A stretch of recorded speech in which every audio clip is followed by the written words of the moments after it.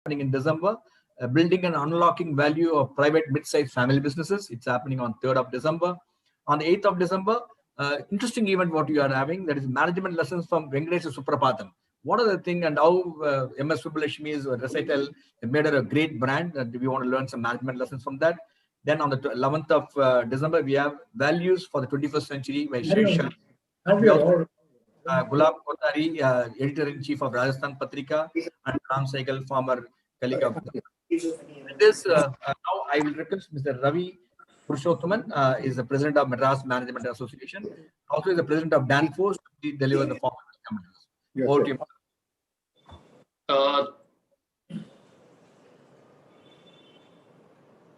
Yes, go ahead, Mr. Can you hear me? Yes, please. Thank you. Thank you, Group Captain, distinguished panelists,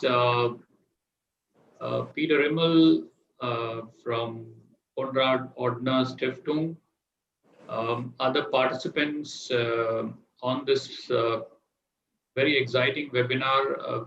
Very good evening to everybody. It's indeed my privilege to deliver the formal welcome address at this unique online discussion on the theme Biden Presidency, Trajectory Upwards for India. With the support of Konrad Ordner Stiftung.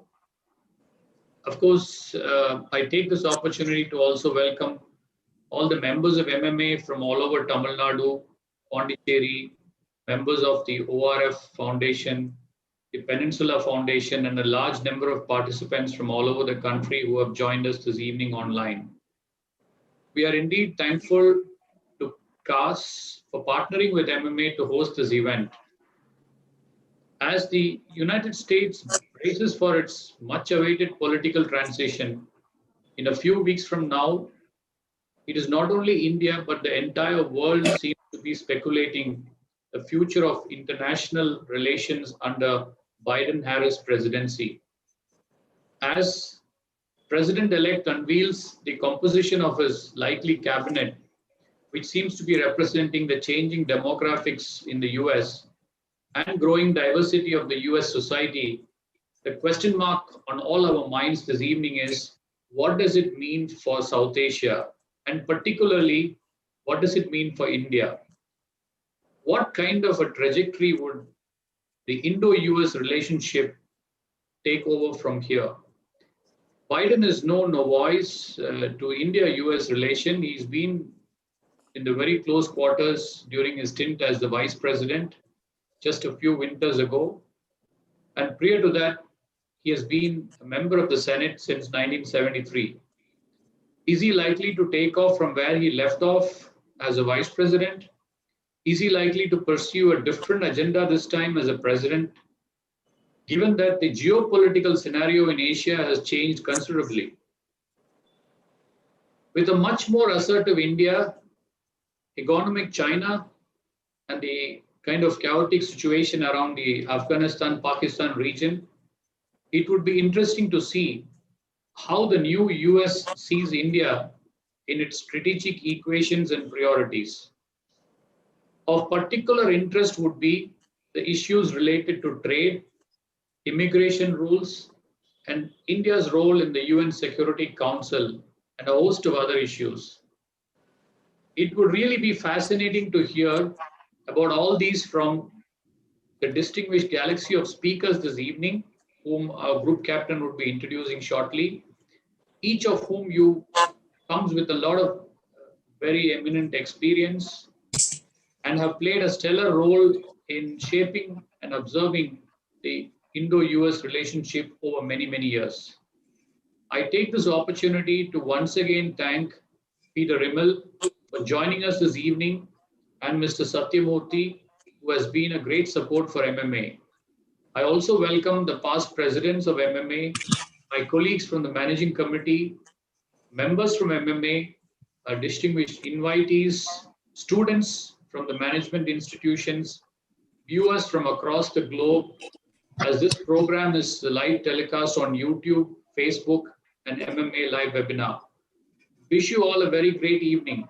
Thank you, and I'll hand it back to Group Captain. Thank you, Ravi, for formally welcoming all our distinguished guests this evening.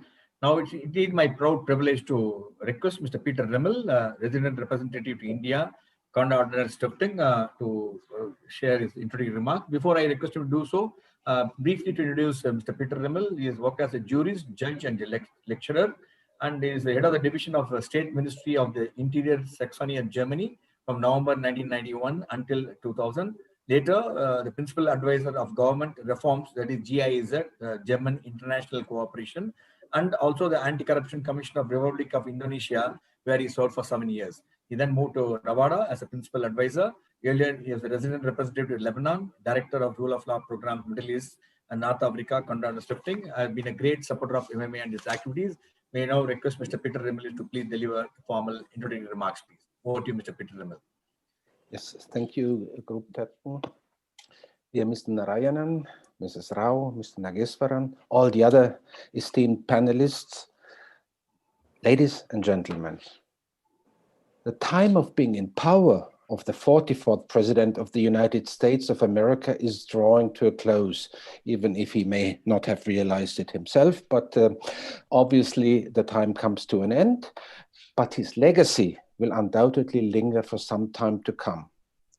I'm glad to welcome you to today's talk on the future of US-India relations. But as usually, let me also add some European and maybe some German perspective of that. I think most at least, were looking forward to a new administration in the United States. But a new president taking power would not lead, in my point of view, that everything changes. If people say some things were bad, not everything will become good, certainly. The key point is states have interests. And these interests are not changing because the government is changing, because the president in the administration is changing.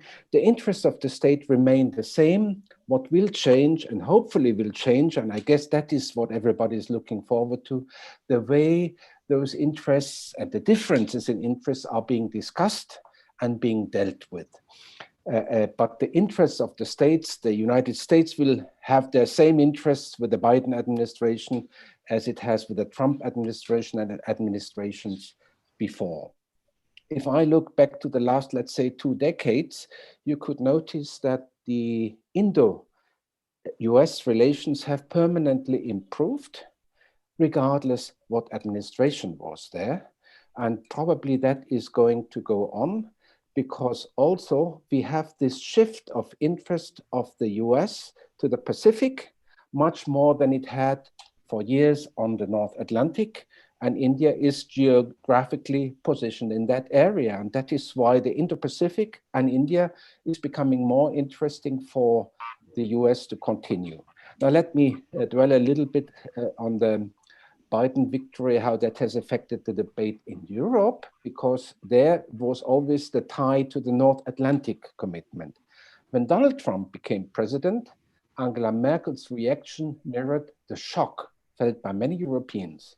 In 2017, even the usually reserved and sometimes inscrutable chancellor declared that Europe would need to take its destiny in its own hands. In German political parlance, this statement was understood as nothing less than revolutionary at that time. After the Second World War, Western Europe has lost its hold on global power and had become entirely dependent on American finance and security. During the Cold War, this intensified, and the transatlantic partnership dominated the Western Bloc, with the USA assuming a leadership role and also shouldering the dominant part when it came to defense and military engagement and costs, of course. France and the United Kingdom, as former imperial powers with large national self-esteem, never really acquiesced to these roles. For the western part of the then split Germany, integration into a United States-led alliance offered for the first time ever in Germany a chance at a lasting accommodation with its European neighbors. And within the European Union, that has worked out marvelously without looking and forgetting the problems, what are there permanently. Every union has problems. It's in a union of states as well in a personal union called marriage, but one continues and strives to address those problems and to look forward. So for Europe, when already Obama decided to have a more focus on the Indo-Pacific, of course, the more, especially when Trump questioned the role of NATO and if NATO is even necessary, the more they looked into it, how would things go on. And this is why Chancellor Merkel came to such a conclusion. Europe will have to look much more into its own security issues than it has before relied on the US support. There is another element, and this is the Chinese elephant, or rather the dragon in the room. I recall that back in 2016, just shortly before Donald Trump even assumed office, he made headlines, as he usually does, by having a 10-minute phone call with President Tsai Ing-wen of the Republic of China in Taiwan. Back then, even some of his most ardent critics hoped that maybe at least his policies in China would turn out to be effective in confronting the People's Republic in Beijing. As we know today, this too is at best a mixed bag. On the other hand, Joe Biden's perceived softness on China as vice president in the Obama administration often has served as ammunition for the Trump campaign to warn against a Democrat victory. To look into the minds of the incoming US administration is perhaps too much, and to ask, but in any case, whatever policy it comes up with, the end will have to be flanked by Asian and European national efforts. And I think if we look into the Himalayas, if we look into the Strait of Malacca, that is also where the future world order will be partially shaped. Will it be a rules-based order, what India is believing in, what Germany is believing in, or will it be the predominance of another newly upcoming superpower, what dictates their own understanding of an international order? We have to see. Many things are speculative. How would a Biden administration react towards India? Some things remain, as I said, the states have interest, they remain problematic. I think the president has mentioned before that trade issues will be of tremendous importance. I believe so too. And from a US perspective, India is reacting more and more protectionist again, and that will not ease up trade negotiations with a Biden administration. As far as immigration, you have mentioned that as well, is concerned, I think with Kamala Harris, who was familiar with that topic, the issue of visas for Indians working in the US, that will ease up a little bit. What will not ease up is, I think, the Kashmir issue. And there we know that already Kamala Harris has criticized India for its stand on the Kashmir issue, and I think the foreign minister has not forgotten that one. And we also see the interest of maybe a potential Biden administration in human rights issues, so that might get also a problematic topic. But geostrategically, US, we saw that in the engagement in Quad, we saw that in increased activities with the Indian Navy. In security terms, I think we can expect a closer cooperation for the 4 years coming ahead. Let me conclude. In Germany and perhaps across the Western world, the Biden victory has been met with elation. But when it comes to geopolitics, a Biden presidency with a strong Republican opposition is not expected to drastically reverse some Trumpian policy decisions, for better or for worse. And I believe India and Europe might disagree about which is which. America first is here to stay, but maybe in a version that is not so in your face. The style will change, the interests not. Thank you very much. Thank you, Mr. Peter. It's a privilege to have you with us from Germany. Thank you for sharing your insights. Now, the topic for this evening, you all know Biden presidency. trajectory upward for India. We got outstanding galaxy of speakers. Let me have the privilege of introducing briefly the speakers. The detailed profile has already been shared with you along with the invitation card. Let me have the privilege of introducing Mr. M K Narayanan first. And Mr. M K Narayanan, Mr. M K Narayanan is an Indian diplomat and a former IPS officer. His career was spent under the government of India, mainly in Intelligence Bureau, in which he dealt with the whole range of issues concerning internal and national security. He was a National Security Advisor of India from 2005 to 2010. He served as a governor of West Bengal from 2010 to 2014. The government of India awarded him the highest civilian honor, Padma Shri, in 1992. Very warm welcome to you, Mr. M K Narayanan. Privileged to have you with us. Let me have the privilege of introducing Nirupama Rao. Nirupama Rao, Nirupama Manan Rao, is a 1973 batch of Indian Foreign Service, served as Indian Foreign Secretary from 2009 until 2011, as well as being India's ambassador to USA and also China and Sri Lanka and High Commissioner during her career. In July 2009, she became the second woman after Shokila Iyer to hold the post of Indian Foreign Secretary, the head of the Indian Foreign Services, and she is also the first woman spokesperson of MEA, Chief of Personnel, Ambassador of Peru and China, and also High Commissioner to Sri Lanka, as I mentioned to you earlier. Very warm welcome to you, madam. It's a privilege to have you with us this evening. Let me also have the privilege of introducing the other distinguished panelists for this evening, Dr. Anantha Nageswaran. Dr. Anantha Nageswaran has been appointed as the non-permanent member of Economic Advisory Council to the Prime Minister for a period of 2 years, and is a distinguished visiting professor of economics from Korea University. And he's also the co-founder of member of the board of directors of NPS International School from Singapore. Nageswaran also the board of directors of a number of companies, including TVS and TVS T Chakra. And he has also co-authored 3 books, Economics, Derivatives and Can India Grow? It's indeed a pleasure to have you with us, Anantha Nageswaran. Thank you for joining us from Singapore. Let me have the privilege of introducing Air Marshal Matheswaran, my colleague, veteran. Air Marshal is a former Deputy Chief of Integrated Defense Service Staff and Policy and the Tri-Service Command. And Air Marshal has been in active service for 39 years of Indian Air Force, commissioned as a fighter pilot in the year 1975. He has flown over 40 types of aircraft with a vast operational research experience. Also an experimental test pilot from the prestigious flight test establishment. He's founder member of the Nuclear Command. He's also the senior fellow of alumnus of Harvard Kennedy School, National and International Security Programs. Mr. Air Marshal Matheswaran worked as Air Marshal, and is also a strategic advisor to defense and aerospace businesses in India industries. It's a pleasure to have you, Air Marshal Matheswaran.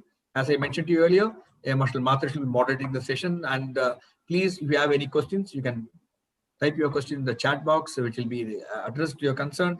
And all the viewers watching this program live on YouTube, Facebook, Twitter, and other social media portals, MMA Radio, please share your question to the WhatsApp number, which is there coming on your screen. And the distinguished panelists and the moderator will be more than happy, delighted to respond to your question. Now I'll hand over the session to Mr. Air Marshal Matheswaran to take it forward. Air Marshal. Thank you, Vijay. Good evening to everybody. It's a great pleasure to be here this evening and moderating this wonderful panel of exceptionally distinguished panelists.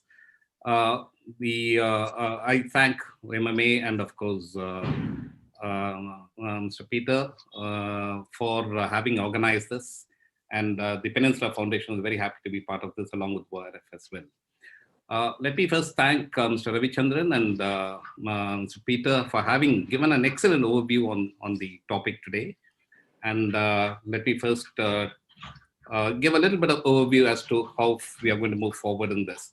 I will also request all the audience to please mute your mic so that there's no interference when the panelists are on the, when they are talking. The American election, the presidential election early this month has been a momentous event for a variety of reasons. But let me start by quoting Galtung, Professor Johan Galtung, the Norwegian professor, well known for setting up the Peace and Conflict Research Institute. He mentioned that the America is a terrible empire, but a fabulous republic. And the second part is extremely important. Being the oldest democracy in modern times, and India being the largest democracy, it has a great relevance. And this election actually exemplifies some of the values that the founding fathers of the US had laid down in bringing back to the democratic process. And I suppose the people have actually, given an answer to what questions that were raised in these elections. Well, Trump's, in most occasions, it's very rare that incumbent president loses his second term.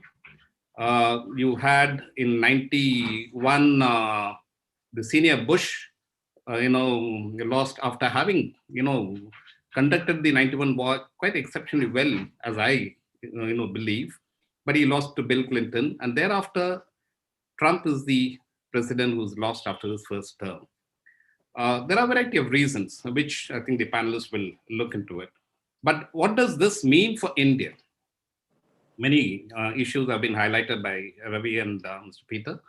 But Trump's presidency has been characterized by, I would say, a singularly different methodology as followed by any other president. In fact, some of them do, when you see the various writings, they do say that it's an aberration. His presidency has been characterized by disruptive strategy. He was essentially, as a businessman, and that's a point that I made in one of the newspapers in 2016, he's likely to be transactional, and that's exactly he was. And in his approach to dealing with countries, it was a zero-sum game. It's America first was a slogan, but every interaction was somewhat of a zero-sum game. But having said all that, Trump's first, until the pandemic struck the world, I think he was doing reasonably well. The economy was doing well in the US. The job creations were satisfactory. And most believed that he would come back in the elections until the pandemic struck. The pandemic exposed the leading country, which is the superpower and the hegemon of the global system. And as never before, it's the weakness in its healthcare system. And that, I suppose, has been singularly effective in turning the tide of the people towards looking more carefully as to what the presidency is all about. Second most important factor is his interaction with the rest of the world, as Peter pointed out. This was absolutely unilateral, again, a transactional zero-sum game kind of an approach, which did not respect alliances, which did not respect groupings, and did not respect others' view, except for somebody to fall in line with what is in America's interest in his view. So he walked out of TPP, he walked out of the climate control negotiations. He, ended the ABM treaty compliance. He also walked out of, any kind of a coalition that required US to play a leading role. For example, the WHO in the pandemic environment, he walked out of the WHO as well, and he's been threatening WTO as well. Okay, and these have actually signaled to the rest of the world that the US is not willing to lead as a leading part of the global system. When you want to be a global hegemon, then you have to pay a certain price for it. And that is to be able to underwrite the global commons, underwrite the global, public goods, global public goods for the rest of the world. And that is the price that any great power will pay, needs to pay. And this is what great powers need to understand. This is what he was not willing to do. However, India-US relations in the strategic terms and military terms have actually strengthened under Trump to some extent. But we've seen this development by a variety of other factors, which one can actually look at and say that this is possibly not a deliberate strategy that's been followed, but more out of, again, a transactional approach.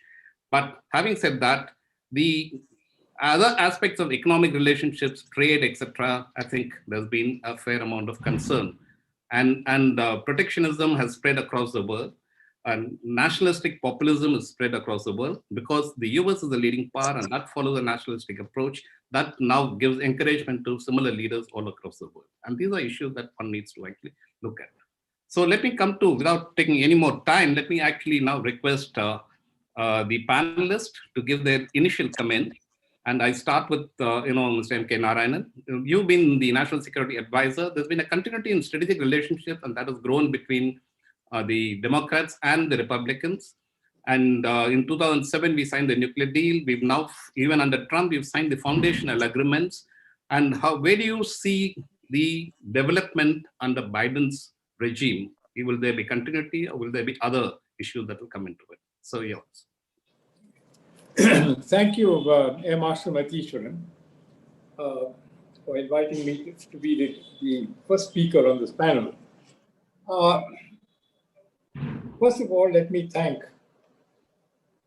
Group Captain Vijay Kumar, Mr. Satyamurthy, and Mr. Ravichandran, the President of the MMA, for inviting me to be a member of the panel, which I think includes my favorite diplomat, India's former Foreign Secretary Nirupama Rao. And I say that not because I want to praise her, because I think she deserves every bit of my admiration for her. And the very distinguished economist whom I have not had the privilege of knowing, but I've heard of, Dr. Nageswaran. To have you, I am Marshal, to moderate our discussion today is also a great privilege. So thank you, first of all, for this. I'm not one of those who believe that we are all ready for the hosannas, that things are going to greatly improve in terms of India-US relations because we have a Biden presidency there. First and foremost, I wonder whether we are being too presumptuous on our part to assume, as is evident from the heading of this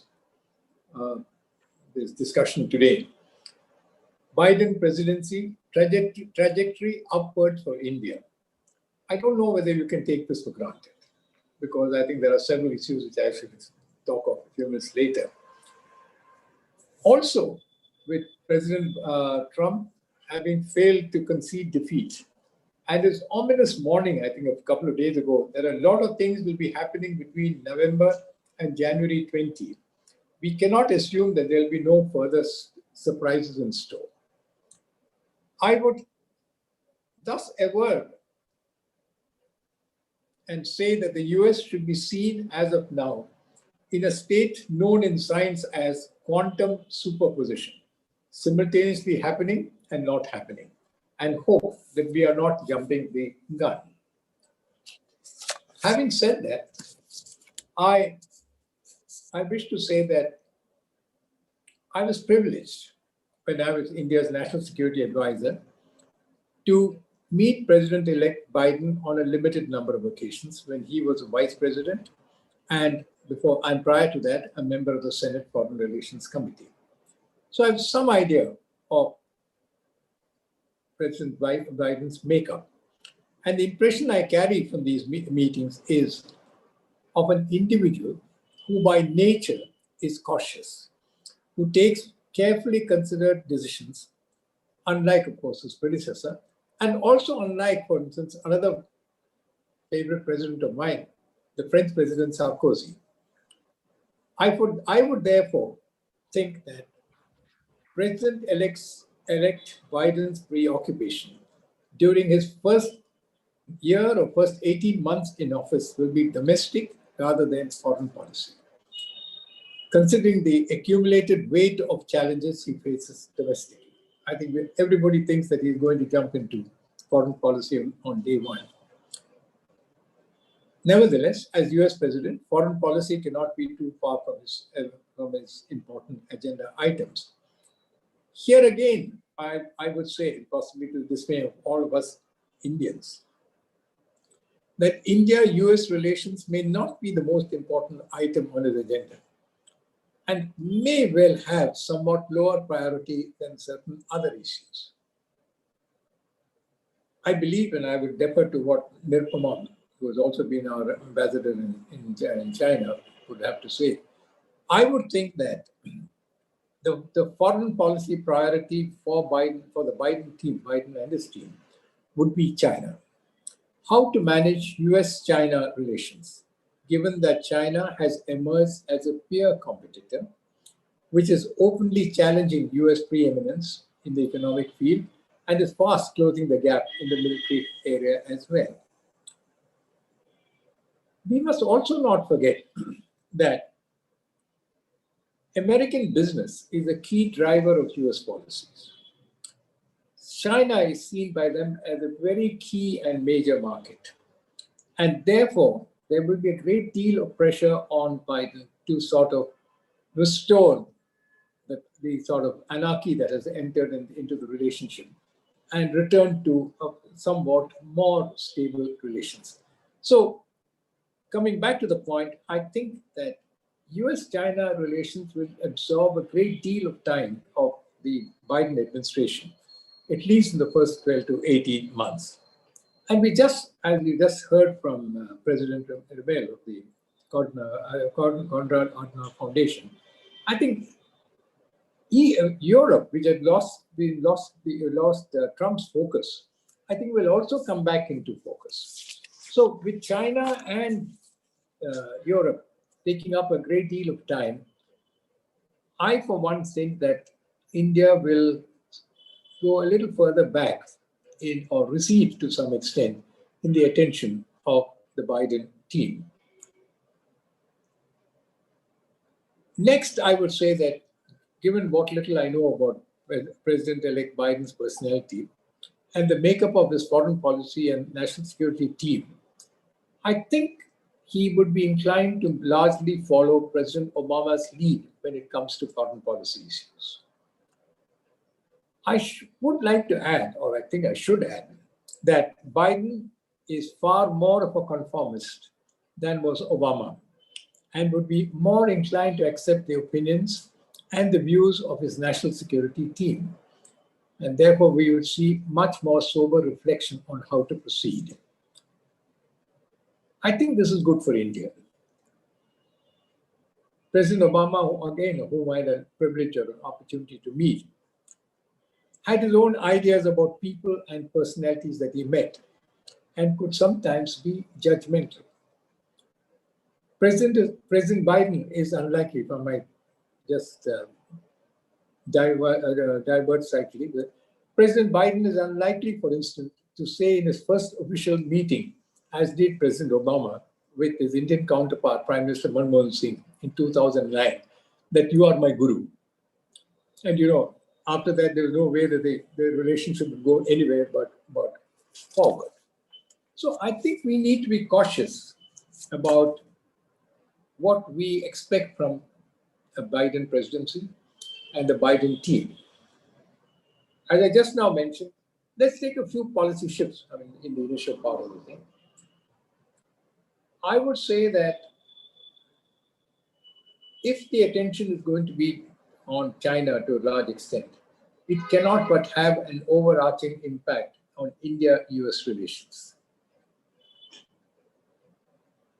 Since Obama left, China under Xi has become far more aggressive and is now openly challenging US position as a global leader. The Trump administration sought to achieve this through the strategic containment of China, as he put it in its national security strategy of 2018. But I think that this will cease. And what we are likely to see, I think, is what I would call, not I would call, but what some of the members of the Biden team are already talking of, as a strategic competition or strategic coexistence.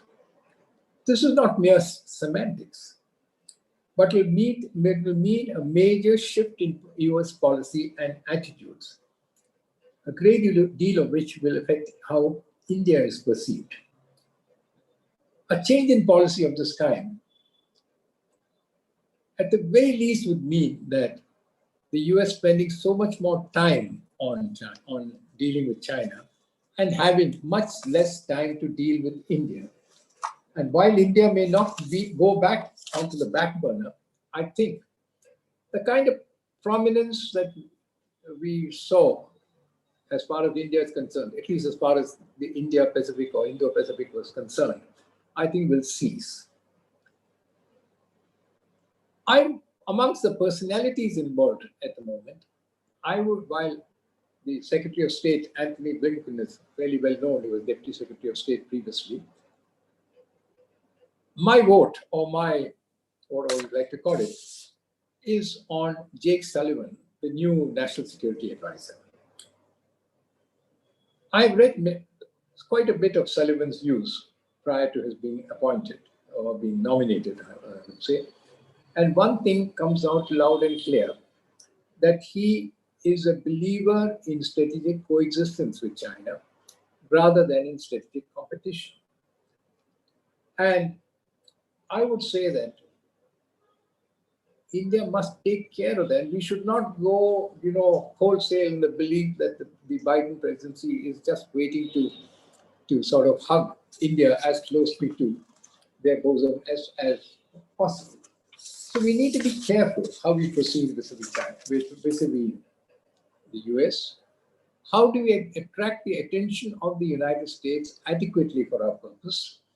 And while the Biden team or the foreign policy and national security team would be more progressive and forward-looking than the Trump one, and India need not feel too concerned about how they look at Pakistan or other aspects, we must not take it for granted that the Biden presidency will see a further rise in India-US relations.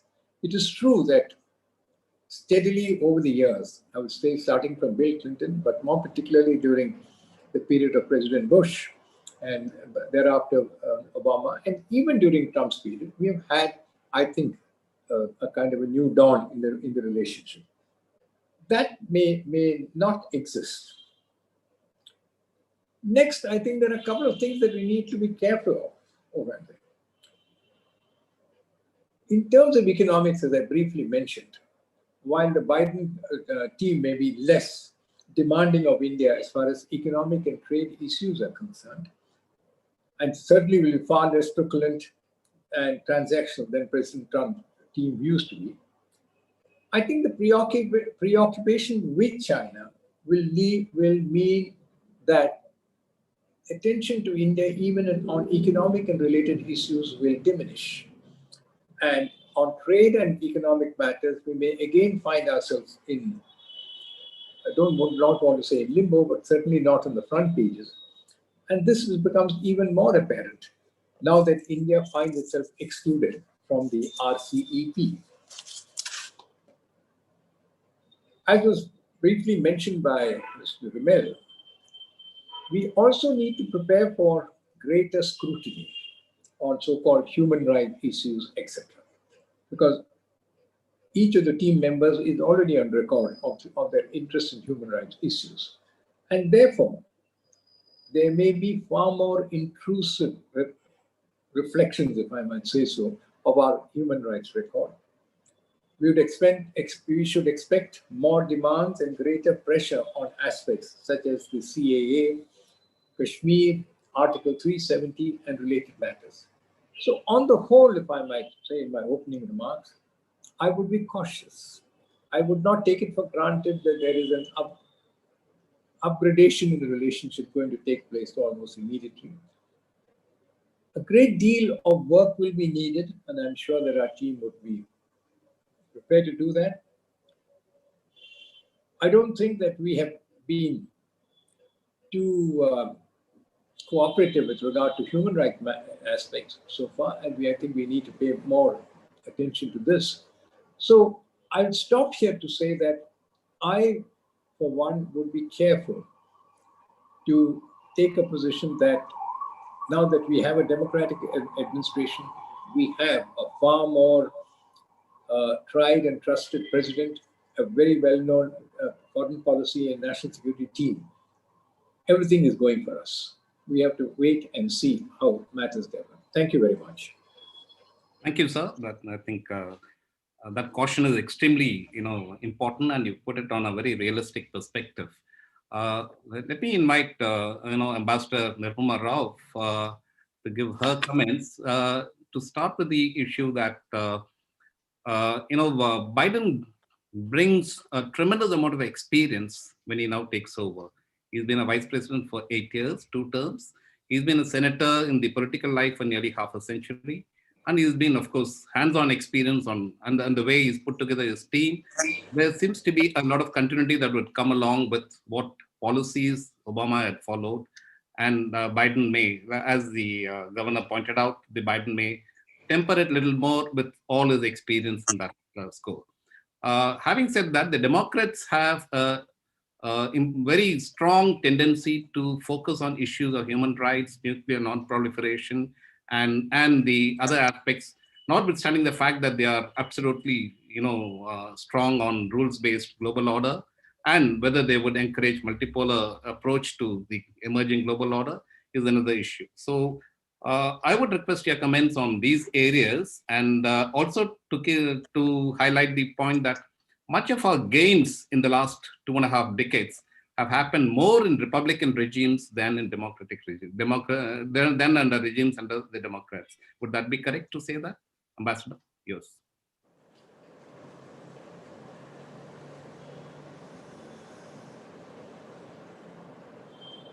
Unmute, madam, please. Thank you. You would unmute yourself, madam.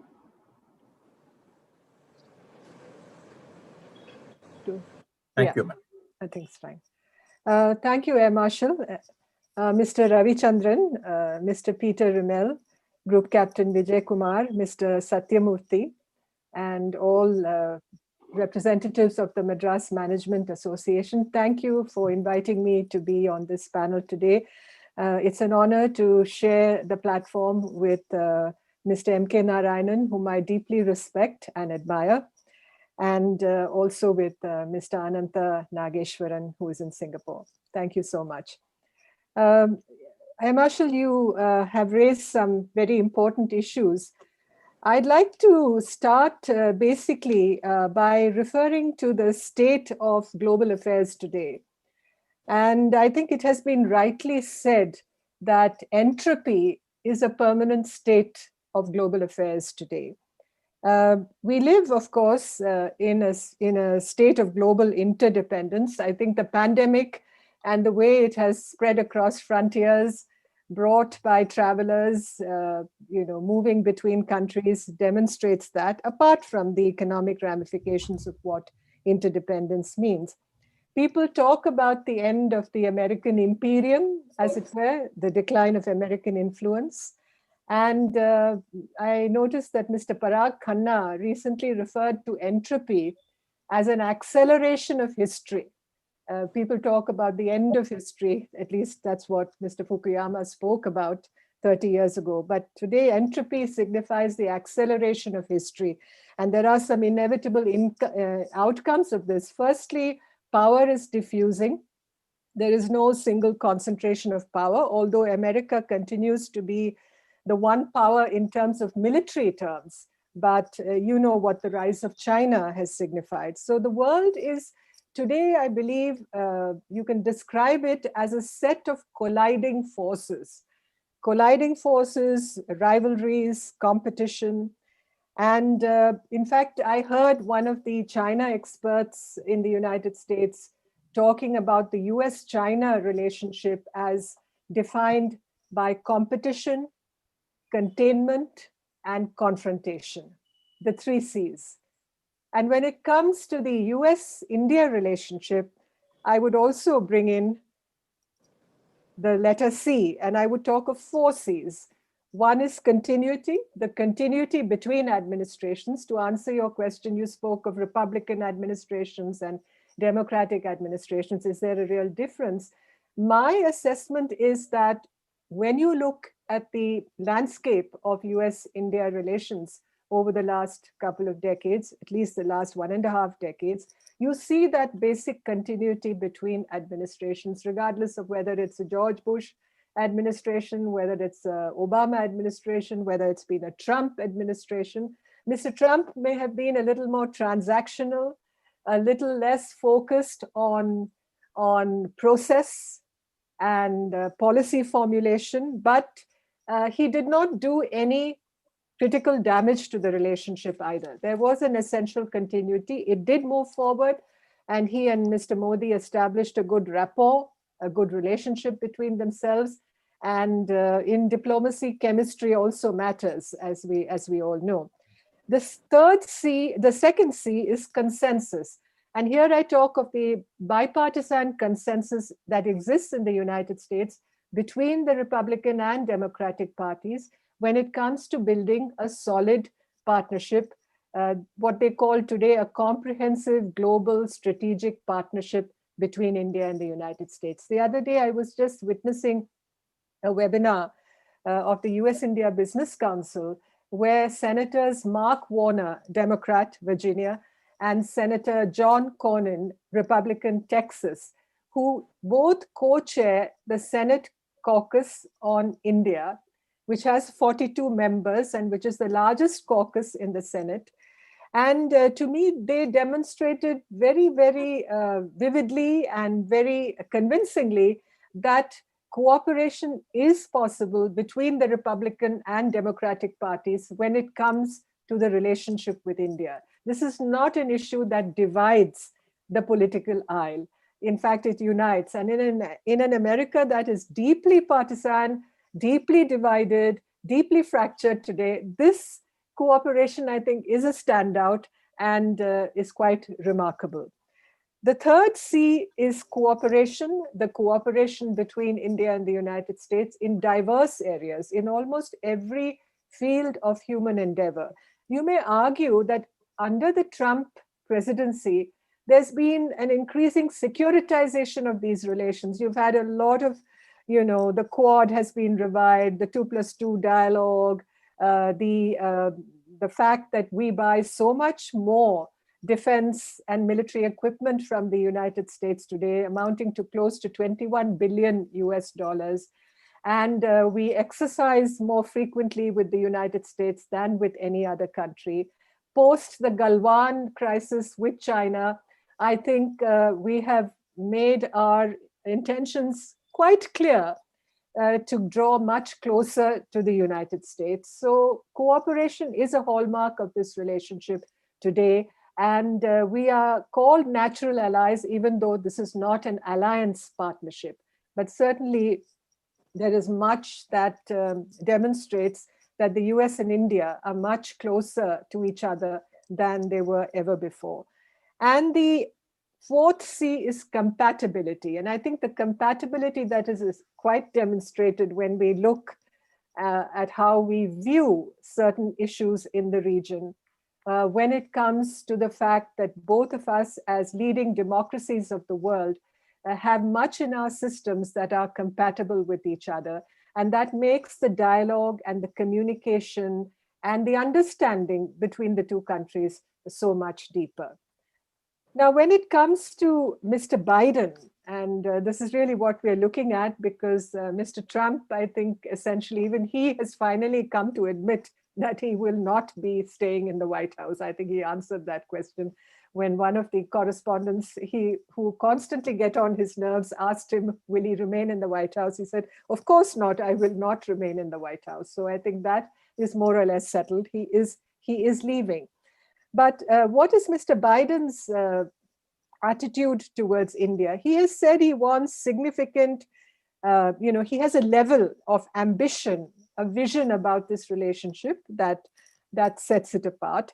He's handled this relationship for many years, from the time his years in the Senate, his being the chair of the Senate Foreign Relations Committee. He was a big supporter of the US-India nuclear deal. And even before that, when sanctions were imposed against India after the Pokhran, after the nuclear tests of 1998, he was the one person who said that an exception should be made for India, that India could not be treated like a rogue state, that the importance of the long-term view of this relationship should be taken. So I think to say, one can say quite with a degree of confidence that he is a friend of India.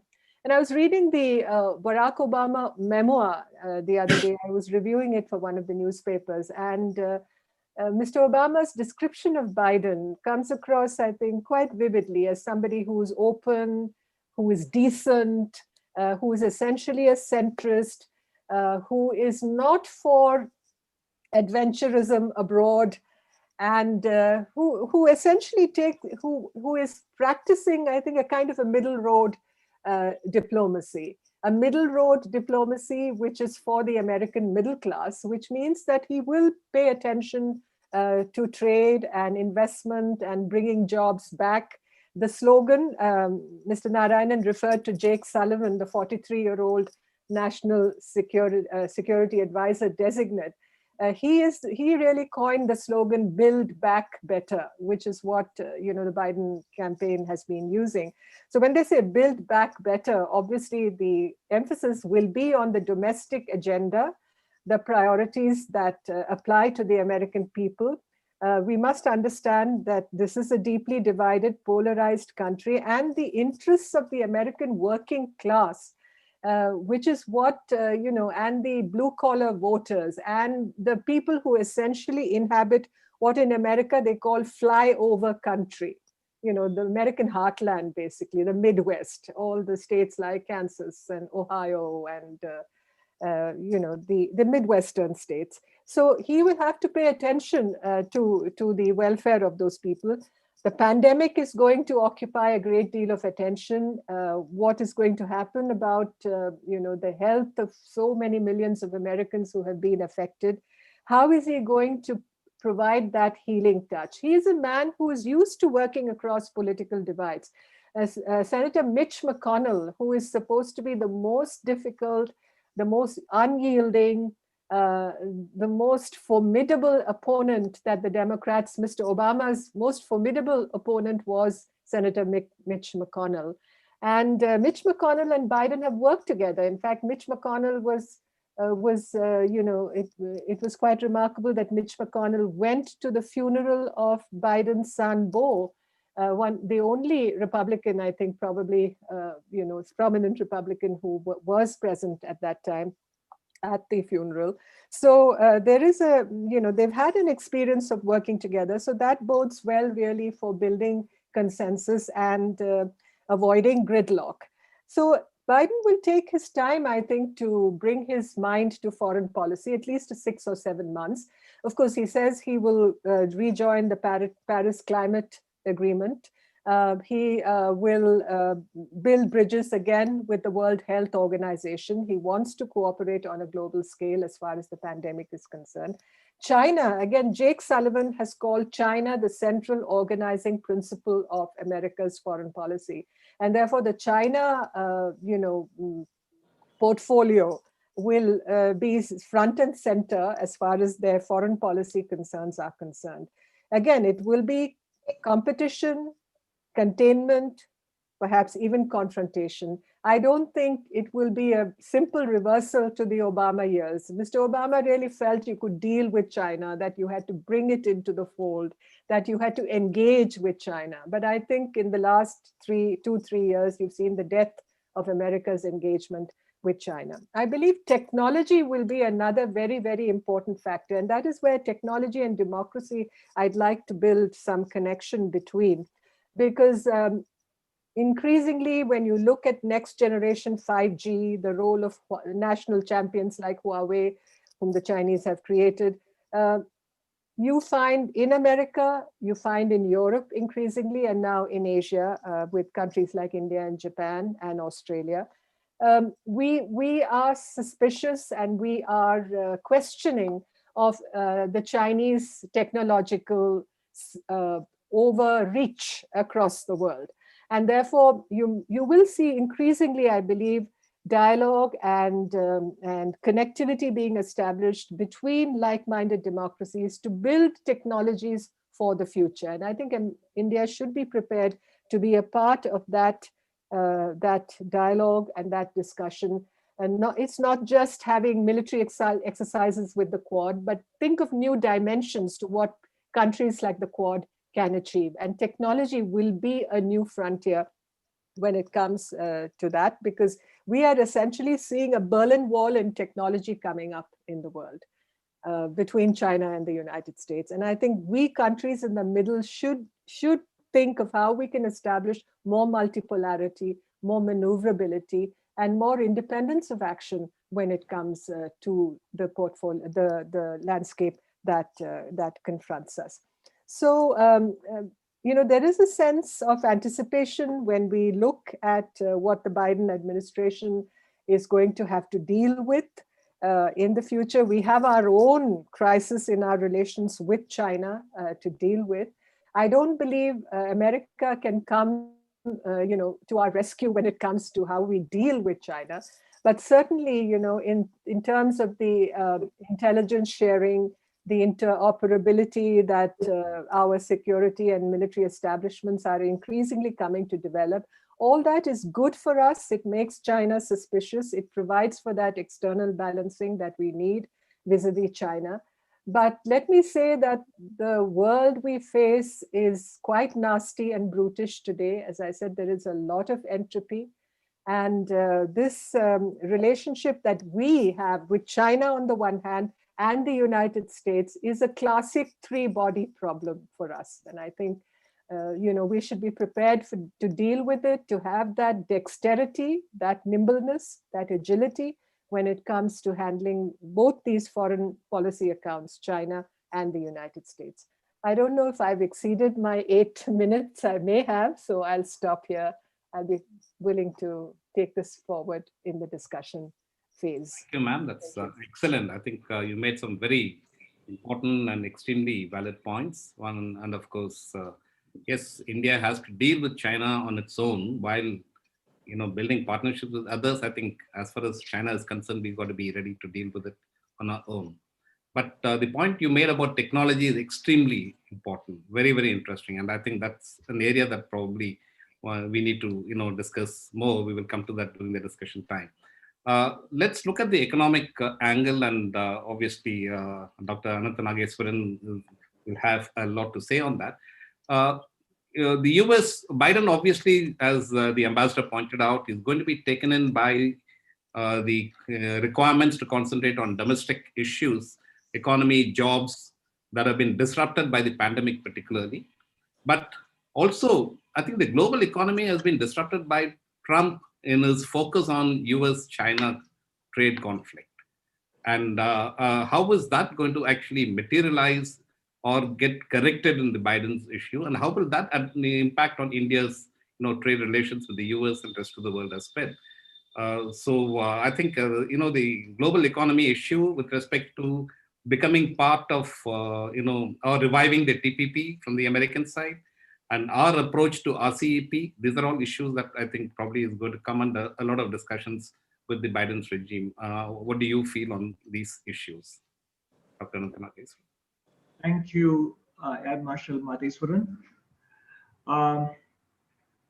To my distinguished panelist, Shri M K Narayanan sir, Ms. Nirupama Rao ma'am, to Group Captain Vijay Kumar, Mr. Ravichandran, to all of you, a very good evening, and having this relative novice, and also to Herr Peter Rimmele from Germany, a very good morning to you or good afternoon to you. It is my pleasure and also a big burden to being a relative novice in this distinguished panel. So I would like to take off from the couple of remarks made by Herr Peter Rimmele in his initial comments when he said that although the style may change, America first will continue. And he said countries would have interest and that would be paramount. And then Shri M K Narayanan sir correctly questioned the underlying premise of the title of this panel discussion, Trajectory Upward. So I have been in the financial markets analysis, macroeconomic research space for more than 2 decades, close to a quarter century. And normally financial markets have 2 aspects, return and risk. And my personal interest is always to focus on risk factors because everybody is very fascinated by returns they make. In the process, they forget about the risks.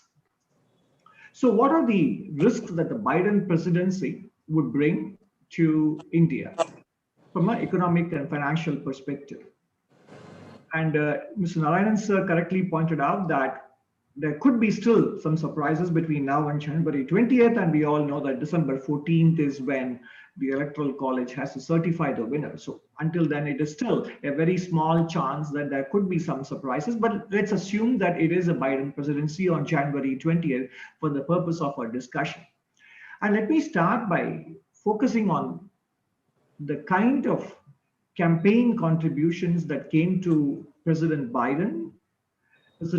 Biden, sorry, and to the current sitting President Trump's campaign. And there was a wonderful article in New York Times late in October, which clearly pointed out the fantastic division between the kind of zip codes that supported the Democrats and the kind of zip codes that supported President Trump.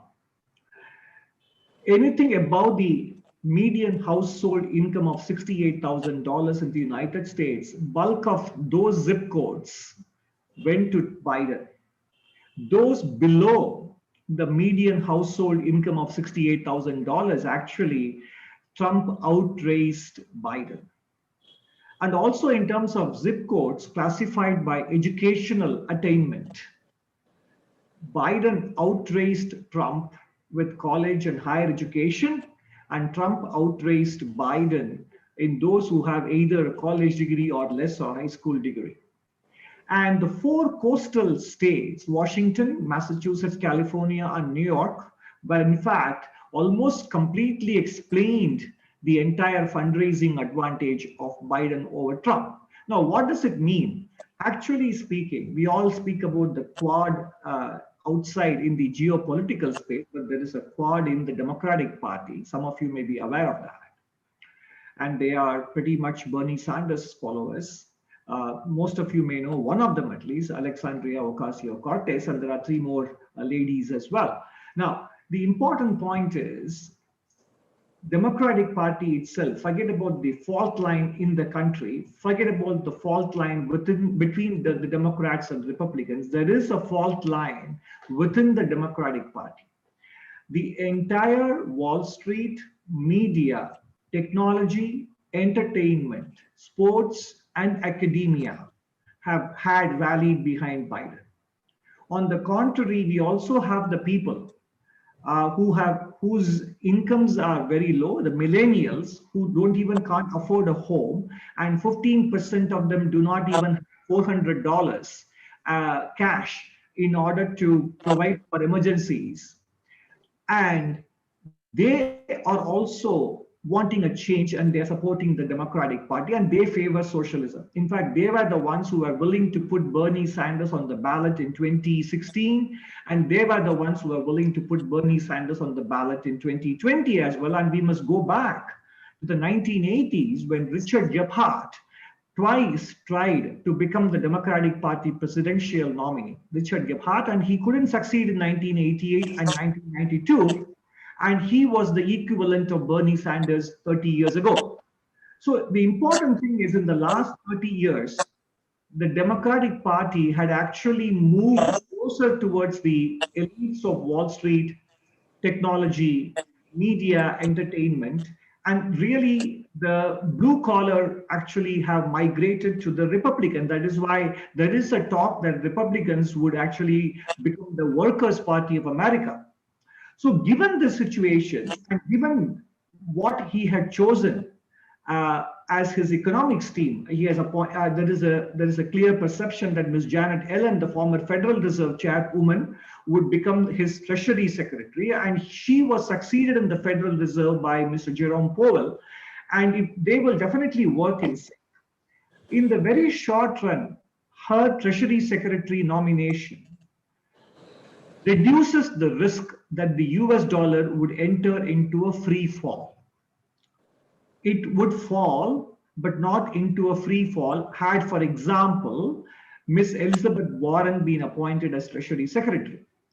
Because Ms. Elizabeth Warren and the Quad and the Bernies and Mr. Bernie Sanders, they all have a view that America could easily finance any amount of fiscal spending supported by the Federal Reserve, and it goes under the name called Modern Monetary Theory, MMT, which of course is neither modern nor monetary, nor is it a theory.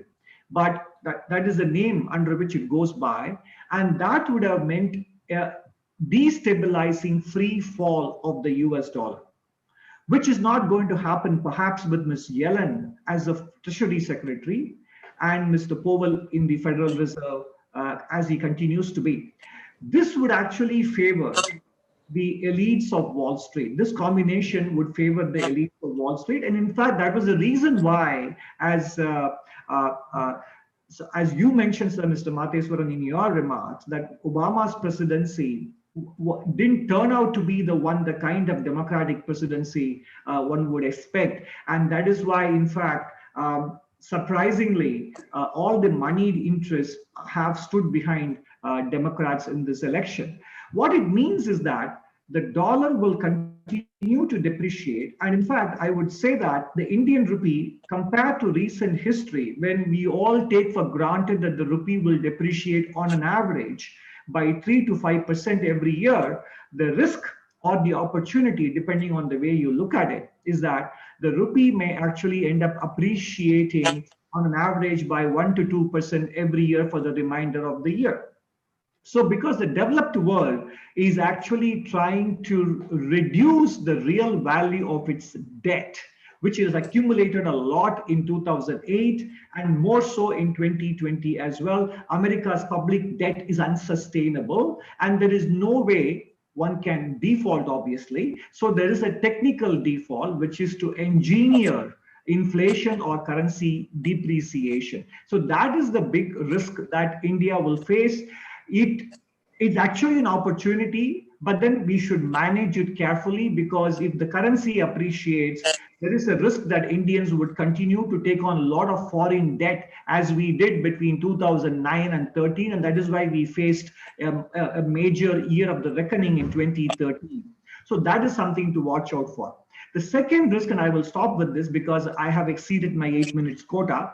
The second risk is that the Democratic presidency in general, I mean, if you look at Clinton administration, it became relatively friendlier towards India in the second term, although Obama's second term began with the Cobra Garde affair, which was quite a stormy one. And Dr. Jaishankar had just then gone back to the United States as the ambassador there, and he had to deal with it. So the Obama presidency, probably it was kind of stable throughout the two presidencies. There was no upswing. But here, we don't know, first of all, if it is a one-term presidency. And even if it's a one-term presidency, we don't know. And since I mentioned that it is risks that I am focusing on always, are we entirely sure that Mr. Biden would be the president for the entire 4 years, given his health and given his cognitive abilities? In that case, what happens? Will this be a Harris administration soon, or will it remain a Biden-Harris administration? If it becomes a Harris administration, then I think not only in terms of geopolitics, but also in terms of geoeconomics, it would be both a headwind and an opportunity for India. It's a headwind in the sense that there will be focus on human rights, which of course will be inconsistent, because when you talk of human rights, if the Democratic administration gives a free pass to China and focuses hard on India, that would be extremely hypocritical, of course.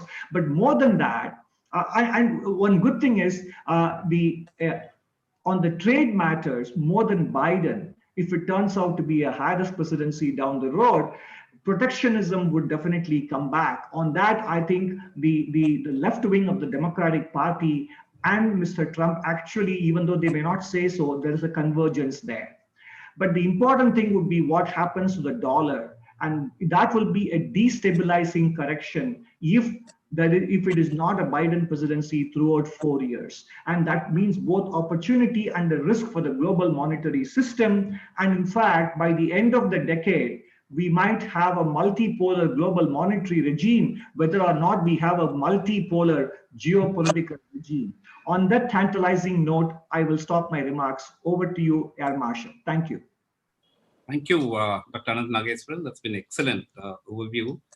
But I think we'll just continue there, taking up the technology part. I think the fundamental issue when you analyze the US-China trade war the root cause of it is technology competition.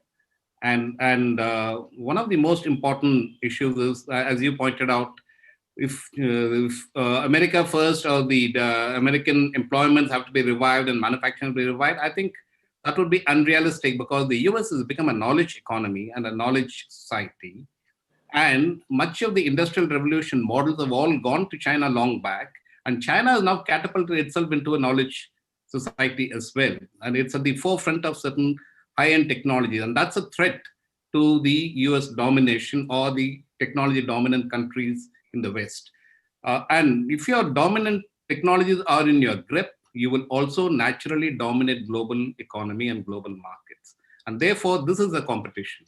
And therefore, the trade war is fundamentally, as Ambassador pointed out, if you go back to the old technology competition format, which is what is happening right now, it can ruin or it can hurt the global economy significantly.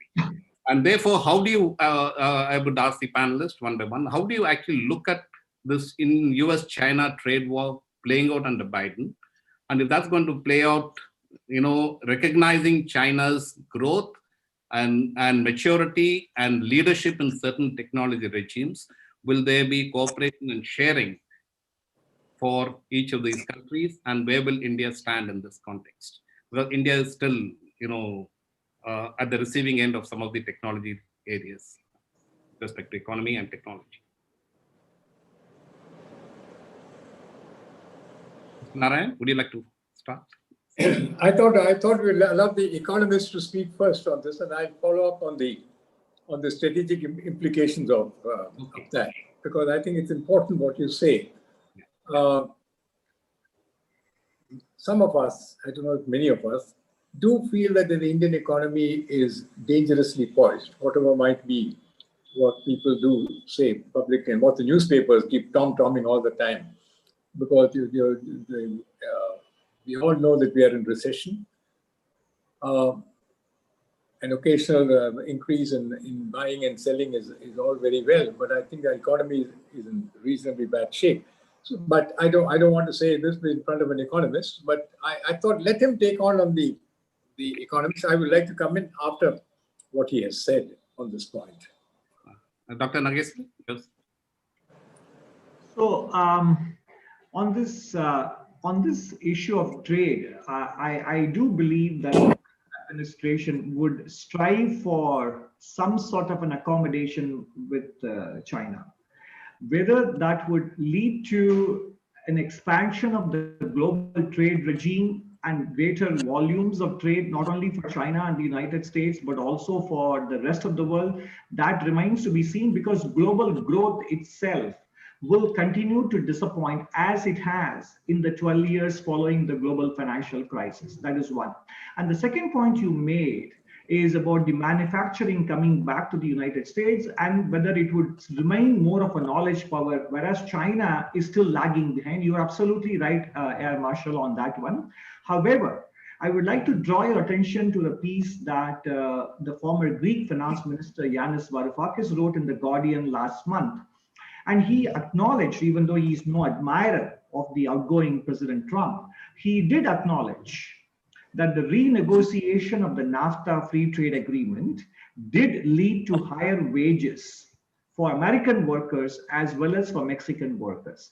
And a lot of people are saying that the global supply chains will not return to shores in the United States. But naturally, it wouldn't happen overnight, and companies and manufacturers would want to wait and see whether those policy changes would remain permanent before it happens. So I wouldn't rule out at the margin some return of manufacturing, because as China becomes a middle income economy, its labor competitiveness is already eroding. And that is why you see supply chains shifting to Vietnam, Mexico, and some of it to very little to Bangladesh, and India. That is what is trying to capture. So I do believe that we will see a shift in that regard, but may not be very profound. But if the Biden administration tries to reach an accommodation with China on trade, I'm not so sure it would result in greater cooperation, because if you remember, William Galston Jr., who served in the Clinton administration, he wrote in 2017, within few months of Trump taking office, in Wall Street Journal, that China agreed to sign a global procurement agreement as part of WTO. And 16 years after it entered WTO in 2001, it had not yet signed that. He wrote that in 2017, and he was in the Clinton administration.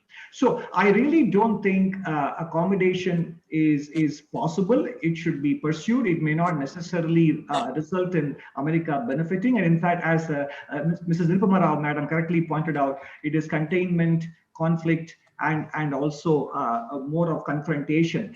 That should be the approach. But what it will turn out to be is anybody's guess. But India certainly isn't losing out by not being part of RCEP, because 2 days or 2 weeks after the RCEP signing, China has slapped a 212% import duty on Australian wines, and both of them are a part of the RCEP agreement. So I don't think India did the wrong thing by staying out of it. Over to you, sir. Thank you, Dr. Ambassador. Would you like to say on this technology aspect?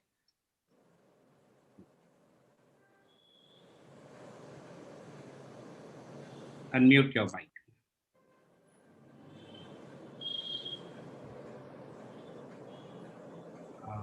Shankar, can you unmute Madam's number? Shankar, just check. She's not unable to unmute. Mrs. Rao? Shankar?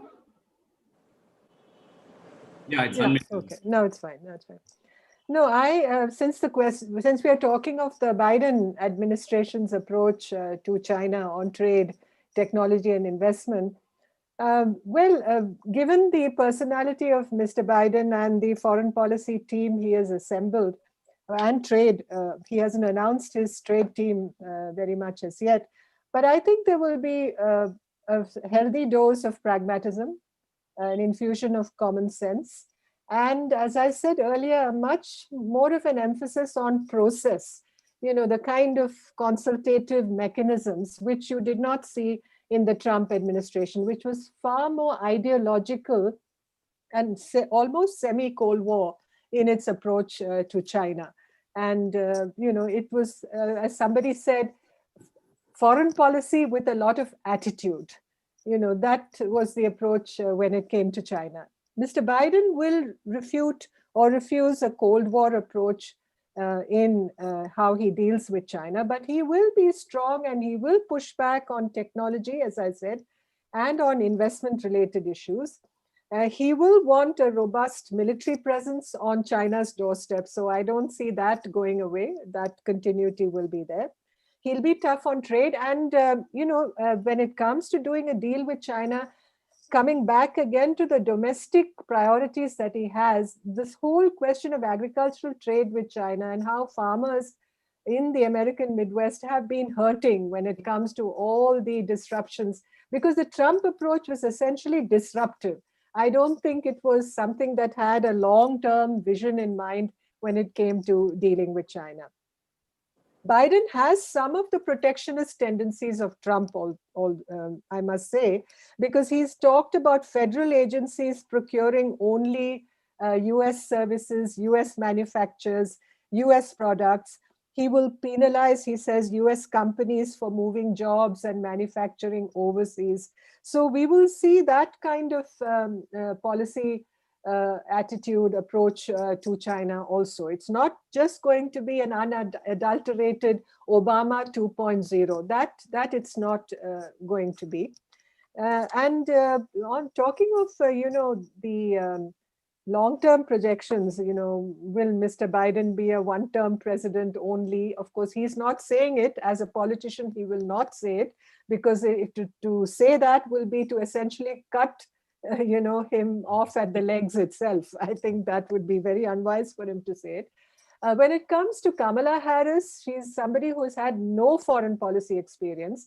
And I don't think you can pin her down on what she said on Kashmir last year, when she talked about democracy and openness and all that. That is not going to be her approach that simply grafted if she were to take on a more leading role in the future administration. She, of course, on the domestic front, she will have much more of a role to play. So I think we it would be unwise, I think, to make too many projections too far ahead about what might happen. I'll stop here. Thank you. Thank you.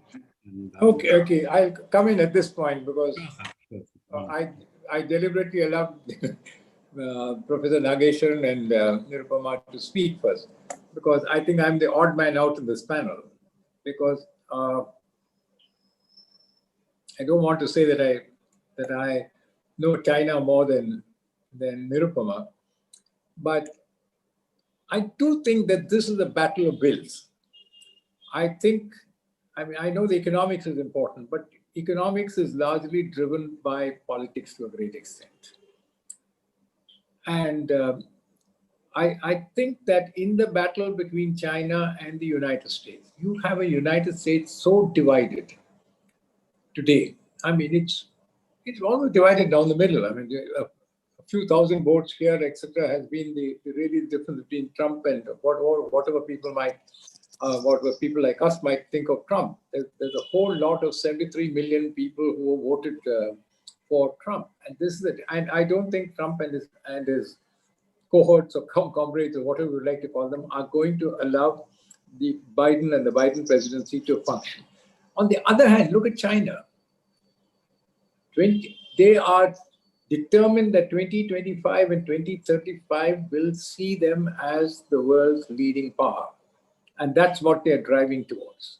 You have a nation which is committed to do that. Yes, I mean, there's been some shortfalls in terms of export, etc., etc. But as I said, when I look at it as a strategic observer or thinker, I don't see how the United States can stem a Chinese advance or offensive, as the case may be.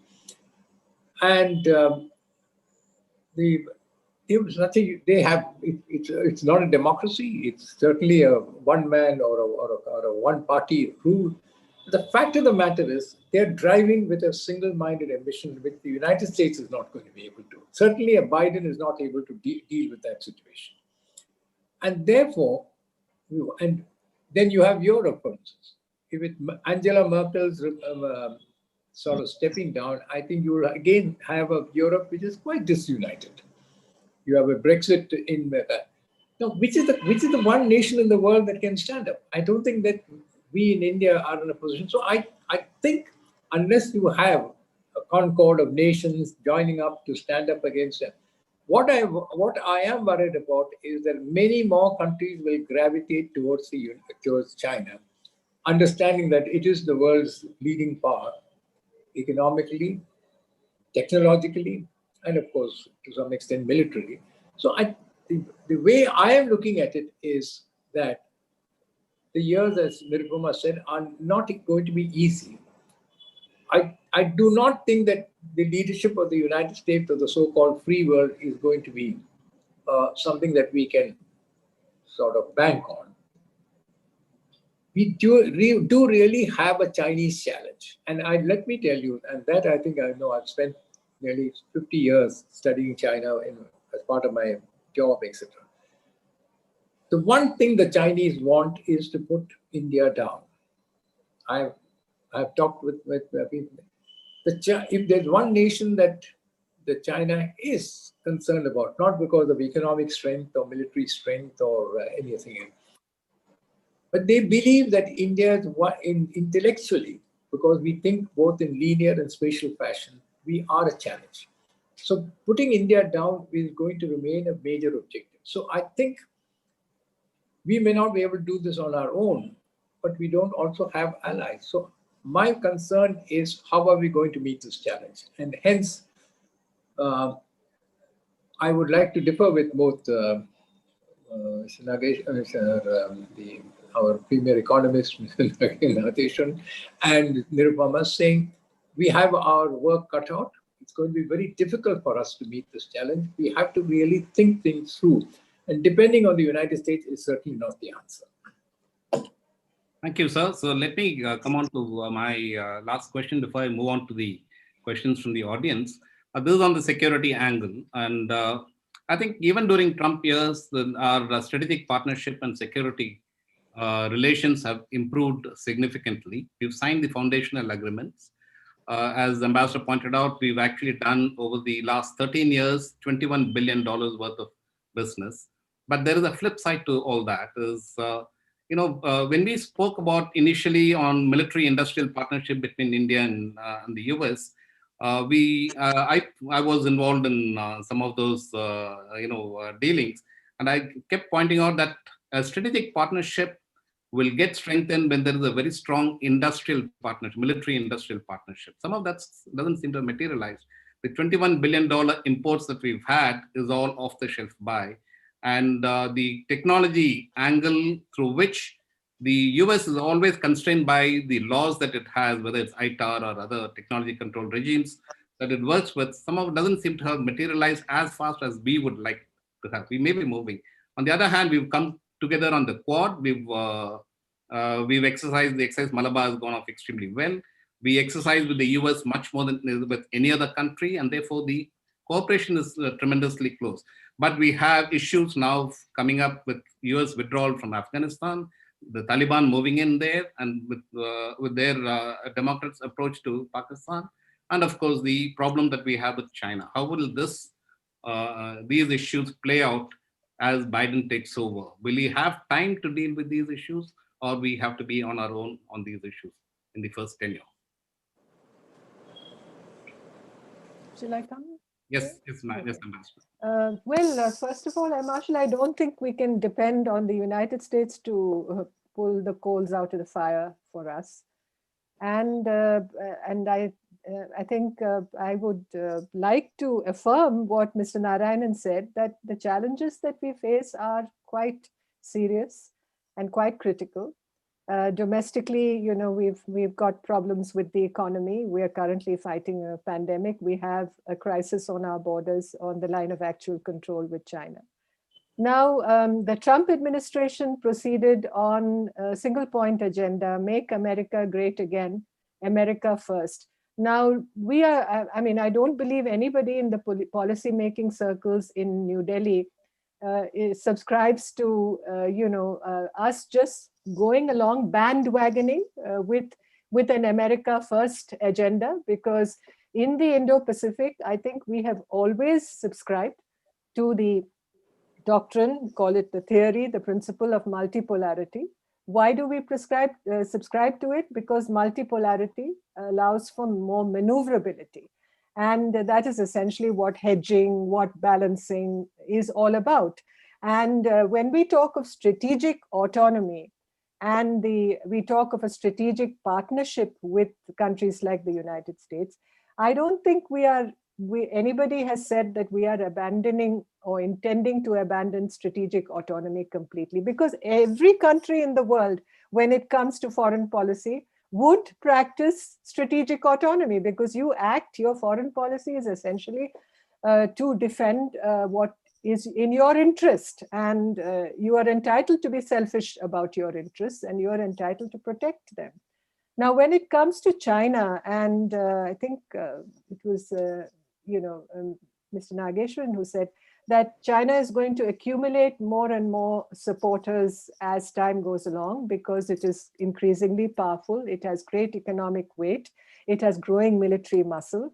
But I think China, to my mind, is not yet prepared to take on that leadership mantle. There are certain critical flaws within what China is today.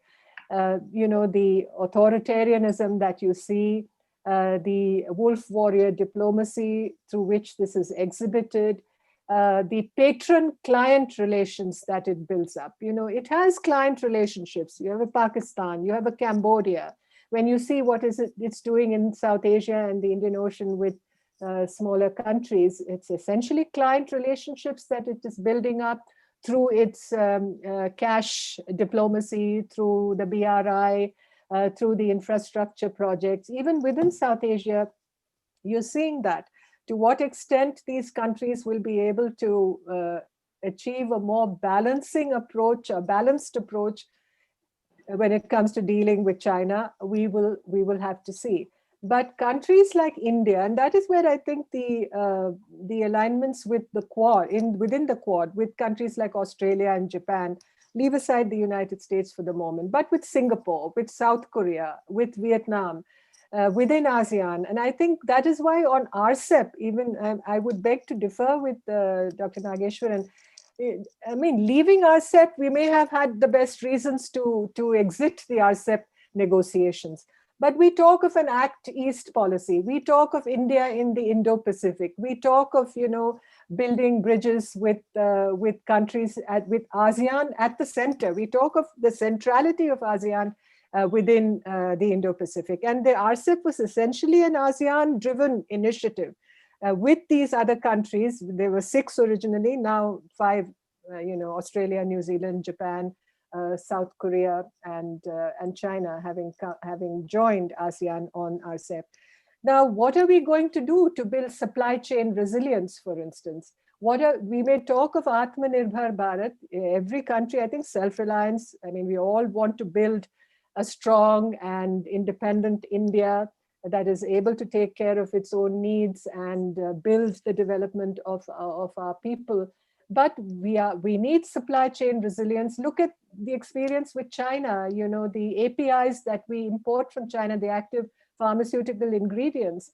How did, our own capacity to manufacture all that go down? If we are to restore this, if we have to bring in new technology, bring in new investment, improve the regulatory environment within India, all that is going to take a lot of bridge building with the outside world. So India is not an island, definitely. This is not the Jambu Dvipa of old. I think we have to think of, an India that is connected with the rest of the world. And I think that is where this question of challenge that Mr. Narayanan spoke about, dealing with the challenge of China. It may not just be building a strong relationship with the United States, but being more creative and imaginative and far-seeing, ambidextrous with that 2020 vision that you need to build stronger relations. Now take Japan, for instance. When we had the FTA with Japan, Japan was supposed to help us a lot on in the pharmaceutical sector. But I don't think that footwork was done. I don't think those steps were taken to prepare ourselves to take advantage of these partnerships that we have built with some of the countries who mean us well, who are not our rivals or competitors. I agree that China wants to put us down, but we cannot just use that as a wailing wall, as it were. We have to think of how to get over this challenge militarily, diplomatically, economically, strategically. There's a lot of work that we need to do. So I think this tendency to self-congratulate ourselves, which I see, sometimes cropping up from time to time, and to think that we are completely self-contained, I think is not the way to go about it. Absolutely. Just one word on how to yes, sir, go ahead. Complement what Nirupama said. I think the very fact that the rest of much of Asia, or at least East Asia, was willing to go along with China despite India not being part of it, is the clearest indication that we can be completely marginalized when it comes to international relations. I mean, so as Nirupama said, friendship with the United States, the Quad, everything else notwithstanding. The fact of the matter is, China showed its strength. I'm quite sure that many of the concerns that we have are there for other nations as well, but they are willing to go along with China. And we are out, I think, of the 30 nations or so, we are out. And now this will haunt us for a long time to come. It's really a matter of strength. And that's why I'm saying that where are we? And therefore, the US-India relationship isn't a particularly critical element in our grand strategy. So I think, Marshal sir, with your permission, may I respond to the points made by my two distinguished panelists. So India may not have signed the RCEP, but India has a free trade agreement with ASEAN. India is also in a free trade arrangement with Korea. Only thing is Australia and New Zealand has been negotiated. So being out of the RCEP is not a sign that India is isolating itself. And I was in Singapore listening to the speech by the Singapore Prime Minister on the day the RCEP was signed. He held out the hope that India would join one day. So they do want India to come in and balance China. So it is a good situation to be in, that you are not part of a club and the club wants you in. So I don't think this is a self-congratulatory mode here. We stayed out of OBOR, and I think we have been vindicated. So every country has to practice strategic autonomy, as Madam Rao pointed out, and that is exactly what India is doing. And as for Narayanan sir's comment that China will always try to leash India, and I completely agree with him, that is their strategic goal. But there is no inevitability about either China's rise or India being cornered. Let me be very clear. Between 2005 and 2015, China's GDP might have gone up by 5 times, but China's debt went up by 8 times. And if we say that India's GDP today of 2.5 trillion is 5 times less than China, 1/5 of China, but if you adjust it for the debt that China has accumulated, India actually, on a debt adjusted basis, India's GDP exceeds China's. So as economist Joan Robinson said once, for every statement you make about India, the opposite is equally true. Okay, so it is not preordained that by 2025 or 2030, the rest of the world will have no choice but to gravitate towards China. If you look at the Pew survey taken in October 2020, the way China has handled COVID and its post-COVID diplomacy, including the so-called wolf warrior diplomacy, has alienated a lot of people in a lot of countries. Once again, as with Germany before World War II, it is the elites who seem ready to concede to China, but not the ordinary population.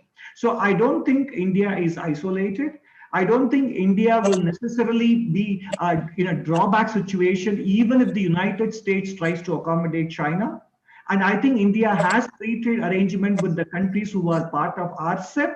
And therefore, all said and done, today, the production-linked incentive schemes, India's pharmaceutical exports have doubled, electronics exports have doubled, iPhone, Apple as well as Samsung have agreed to come on board as part of the production-linked incentive for mobile phone manufacturing, and even Business Standard newspaper conceded that India would become a global manufacturing hub for mobile phones. So I think we need to take a balanced view. I don't necessarily subscribe to the view that India is on a takeoff path or whatever economically. I completely agree that we have very formidable challenges in the financial sector, with power generation, with bank bad debts, and also state capacity issues, nor do we need to take a view that China's ascendancy is inevitable.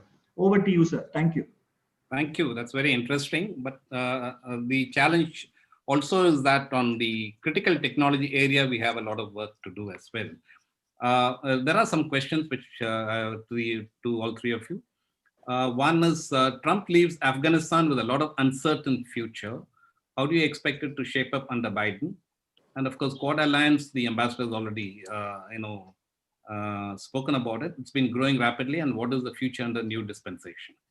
The second question is on what would be, now that the Biden would come back on the climate agenda, what would be the implications for India? So who should take it? Mr. Narayan, would you take the first question? Let's see. Okay. Yeah. Yeah, I think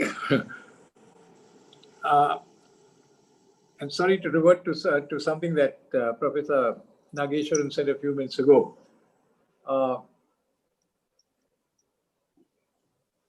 I think there's a lot of pious hope in what was expressed, and I wish we could wish that it would turn out to be true. Let's take Afghanistan, that was just now said. Now, look at Afghanistan. And I think Nirupama has played a very major role. We were the country who had to spend, I think, billions of dollars in Afghanistan. I think we have, in a sense, injected democracy into Afghanistan, or whatever little democracy there is, kind of stuff. And yet, when it comes to power equations today, we are completely out of the loop. There are a number of people in Afghanistan who would be very happy with India's presence in Afghanistan. But we are outliers as far as Afghanistan is concerned. And these are the lessons that of real politics, I think, which we can't afford to ignore. If, as it is even before the US leaves Afghanistan, the Taliban is now in an ascendant position. I do believe, rightfully so, that we have no equation with the Taliban. Therefore, in a sense, after having spent, I think from 2001 at least till about 2016 or 17, 16 years, and spent, I think, as I said, millions of dollars in Afghanistan, we are nowhere. As a matter of fact, it's a country like, I mean, even China has a foothold there. Of course, Pakistan is really the major player. So the point is that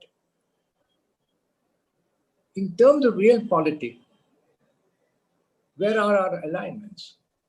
We are seen as an implacable foe of China today. And it's not entirely of our own making.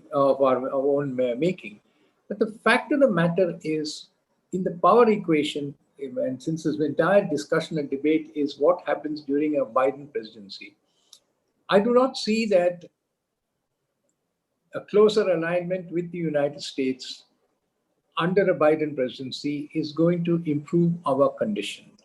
I'm not saying, as I said, we can never be friends with China in the sense that we see other friendships.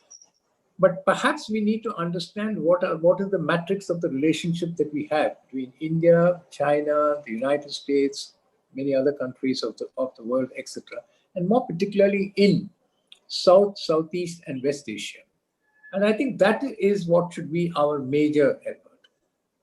Overemphasizing the India-US relationship, and as Nirupama very rightly put it, we have got billions of dollars of military equipment, much of it I do not know whether we'll ever get a chance to use.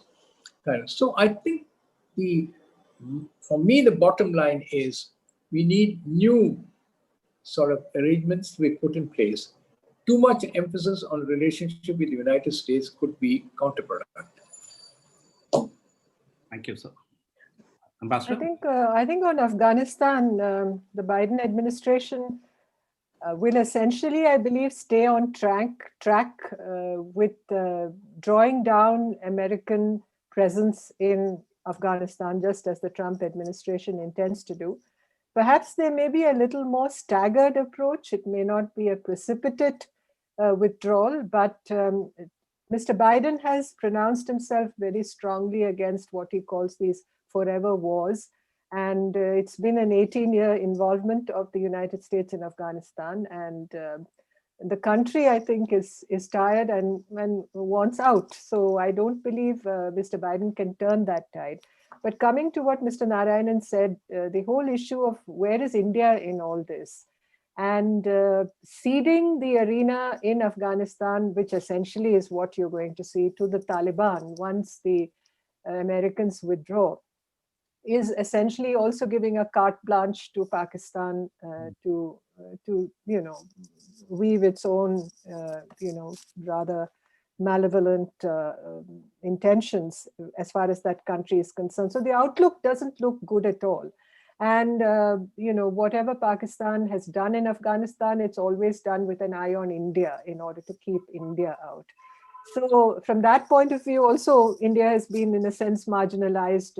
And I don't know if once the Allied, the NATO troops leave there, what is the kind of security that is enabled for countries like us to continue to do the good work that we are doing in Afghanistan? Whereas the Chinese, the Russians, the Iranians, the Pakistanis, of course, I mean, it's become a kind of a witch's cauldron now, I think, in Afghanistan. There's a lot of poison that is being fomented there, which is unfortunate. And that, again, when Mr. Nageswaran's, I wish I could share his confidence, although I believe very strongly in my country, and I love what India stands for, and I want India to succeed under all circumstances. But we should be a little more aware of the challenges that we face and prioritize what we need to do. What are the steps we need to take? As I said, practice a little less strategic narcissism, I think. A little less strategic narcissism. Look a little outward. Look out of your window, both as far as within the country is concerned and also outside the country. What are other countries doing? How do we hedge our bets more adeptly? So the United States, I know there's a great deal of sympathy for India, a great deal of empathy for India. The Biden administration will practice that.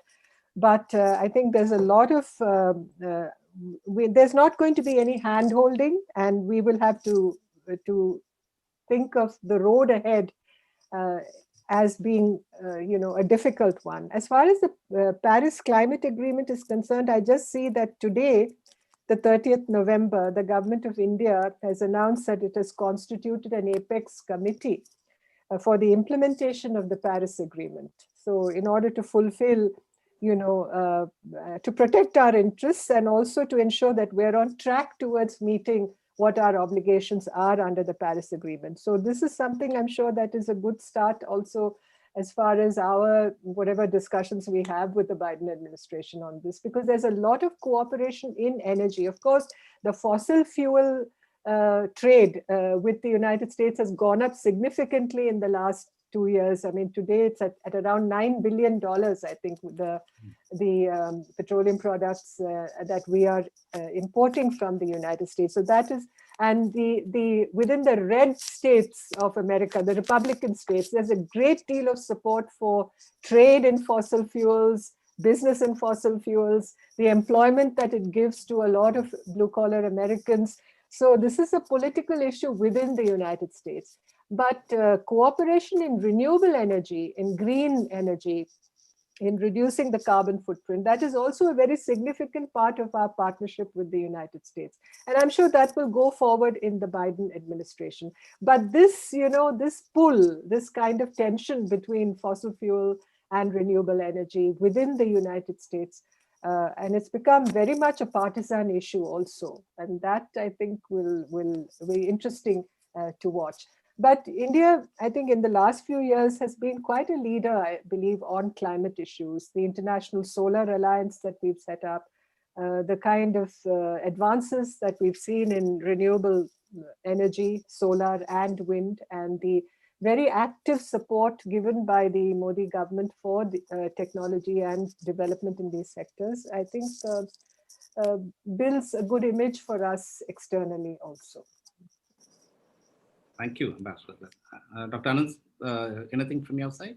Oh, very quickly, I think if at all, ma'am's point about strategic narcissism, and she herself gave quite a few counter examples that India has affirmed its commitment to the Paris Climate Agreement and the international solar initiatives. Certainly, those are all initiatives that are not practiced by a country which is reveling in strategic narcissism. If that phrase has to be applied today in the light of the post-COVID diplomacy, strategic narcissism very much applies to how China has conducted itself in the last 10 to 12 months, if not longer. So that's basically it from my side. Back to you, sir. May I say that with China, it is more strategic atavism. China is a very atavistic country. It's really not, Chinese, what do you call it? It's not atavism. It's, what is that, developmental, anomaly that you see in children sometimes, this autism, strategic autism. It is strategic autism that China has rather than, and I'm not saying India is practicing strategic narcissism, when it comes to, I'm talking of the fact that overall, in the sense that this tendency to look too much inwards should not be allowed to go beyond a point. That is what I mean. That's essentially, I mean, balance in everything. We come from a country where all that our civilization teaches us is about balance, is about, about taking that middle road, avoiding extreme conclusions and approaches. I think that's what I mean. Absolutely. We are running out of time. Vijay, some questions Yeah, from you? Marshal, with the permission of the panelists, can we exceed the time limit by about 10 minutes? We got a number of questions from the social media, and we have over 1,700 viewers who are watching this program from around the world. So can I take 2-3 questions from the social media before we close it, sir? With your permission, is it okay, sir? Mr. Narayanan. Thank you. Thank you so much, sir. It's a question from Mr. Vora from New Delhi. Considering that Trump policies did get substantial voter endorsement and that the Republicans still control the Senate, will Biden have much leeway in tweaking or change trade economics and visa policies to benefit nations like India? I think Nirupama should answer this question as a former foreign secretary. I think immigration is a very, an explosive issue within America. America's greatness, of course, has been built on immigration, has been built on the enormous diversity and plurality that immigration has brought to that country. The best minds have entered the American mainstream through that. Look at the Indian diaspora, for instance, the 4 million strong. But the whole issue of visas, illegal immigration, I think there will continue to be, very strong political weight being put on the issue of illegal immigration, and the Biden administration will obviously have to clamp down on that. I think he will loosen up a little on visas for highly skilled people, which of course will help the H-1B visas from India, and the quotas could perhaps go up on that front, which should be a welcome development for Indian, high skill, high tech workers who have contributed so much to the development of the United States. But, and there will also be, I think Mr. Biden has promised to take a more humane approach as far as separation of families is concerned, and not imposing inhumane restrictions on uniting people, families that are separated. But I think on illegal immigration, there will still be a lot of, pushback and unity of voices. That basically the focus is how to revive the American economy, how to bring more jobs to Americans, how to ensure that, America is pulled out of the difficulties that it currently faces. Thank you, madam. One last question for the evening. Then I'll hand it over back to the moderator for closing remarks. The question is, there are two parts of the questions. One is, what do you think can be the role of John Kerry as Biden's environmental envoy? He also asked, both before and Biden's election, PM Modi reiterated India's unhappiness about what India seems to sense a deliberate delay on UN reforms. Is that a way can Biden help address India's concern, which translate as a permanent membership in UN Security Council for India?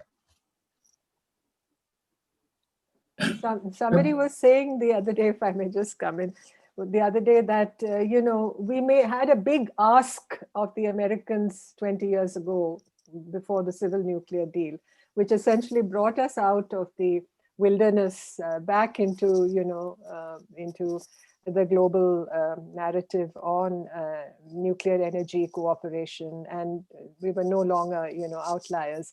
And that was a big ask, and the Americans gave it to us. I think it's time to make a big ask of the Americans again when it comes to, bringing us into the Security Council.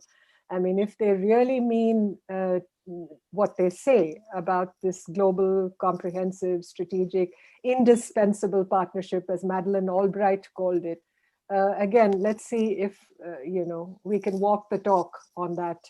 And this may be one big ask, but it's not going to be easy.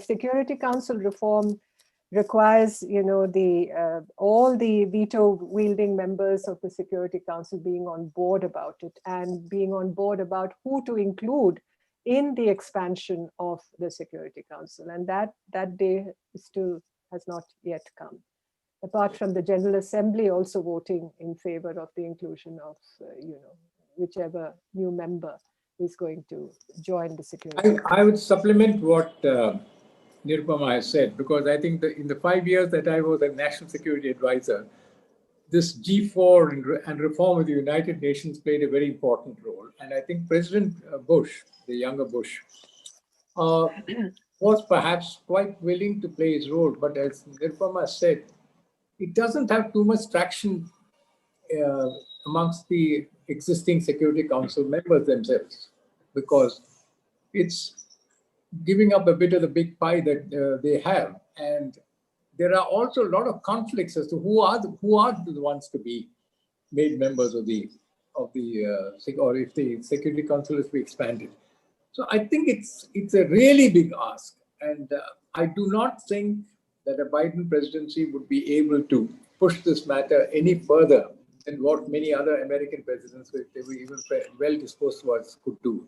So I think we'll have to wait for the day, or wait for a complete alteration in the nature of the United Nations before we can think of this. Thank you, sir. I think we are running out of time, and let me come to the final issue where I'll invite your concluding remarks from each of the panelists.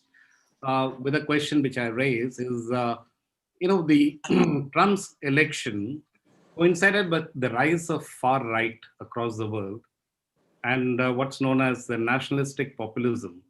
And you saw that we see that from Brazil to Hungary to Italy to India to and finally US being, as I called, a fabulous republic, lends that kind of authenticity to people who believe in the far right.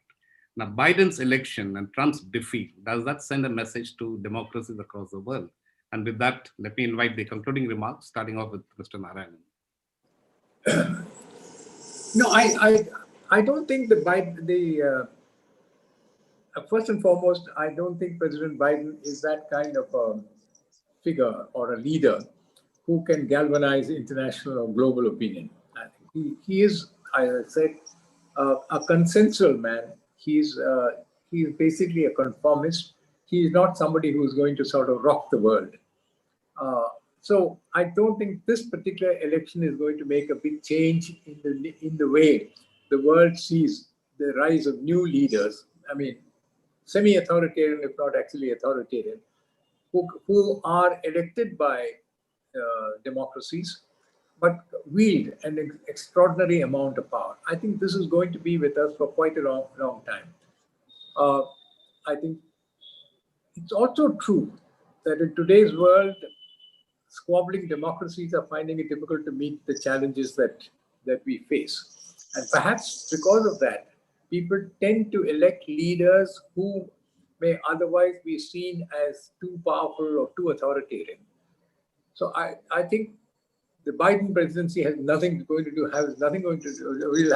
do with what the world is going to say about it. But from my point of view, I would say that the age of strong, very strong, powerful leaders is not yet over. And countries that do not have it will be unable to stem the problems that they face. Ambassador Rao, your comments? Yeah, I would agree with Mr. Narayanan. I don't believe the age of populism, the age of strong leaders, the age of hyper-nationalism is over. And even in America, as they say, Trumpism is not dead. I mean, Trump may have lost the election and Mr. Biden may have won it, but that doesn't really mean that the curtains have gone down on the Trump era. And this polarization, this generation of discontent against globalization, against global interdependence, all that is continuing to trend, to use a social media term. It's very much a trending phenomenon. So that chapter is not closed, to answer your question. Dr. Nageswaran? Very quickly, I think the conditions that brought about the rise of populism, nationalism are still very much around us. If anything, Mr. Biden's election victory and the coalition that is behind him, I would put it loosely as elitism that has made a comeback. And therefore, it will help keep populism, nationalism alive and in competitive spirit going into 2024. Thank you. Thank you. We've come to the end of today's. There are lots of questions on the chat, but we've run out of time. It's been a great pleasure, moderating with distinguished panelists like you all. And thank you so much for being there for this evening. Let me now hand over to the Mr. Satyamurthy for the vote of thanks. Vijay?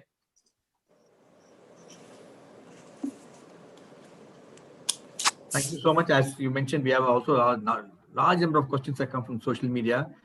Before I request Satyamurthy to deliver a formal vote of thanks, as a token of our appreciation on behalf of MMA or Peninsula Foundation, would like to present this is what we have been doing in the virtual program, 400 face masks, which we would like to give it to all the people who are in need of it. Our team goes around to different places and where the need is there, and we educate them, make sure they wear this so that they stay safe. And we thought this is one of the way to really appreciate your participation, sparing your valuable time to us. Thank you so much. Now we'll request Mr. Satyamurthy, who's the Director of Chennai Operations ORF, to please deliver the formal vote of thanks. Over to you, Mr. Satyamurthy. Thank you, panelists, and thank you, Marshal M Matheswaran, for a very informative and interesting evening. I think all of us go back with a lot of new ideas that we didn't have earlier, or rather the really concerned ideas that we should be concerned about as Indians, rather than reading elsewhere and forming our own opinions. Thank you, all panelists. Thank you, everyone. Good night. Thank you. Thank you so much. Thank you. Good night. Thank you so much. Thank you. Thank you, ladies and gentlemen. Great pleasure having you with us. Stay safe, stay healthy till we meet again. Bye-bye and good night. Bye-bye. Thank you. Thank you, Mr. Peter. Thank you, Pankaj. Thank you. Thank you, Mr. Narayanan, sir. Thank you. Thank Thank you, you. Anand. Thank you. Yes, sir. Marshal Matheswaran. Thank you. Thank you, Mr. Rao. Thank you so much. My Thank you regards so to- much. Thank you. Thank you. Thank you.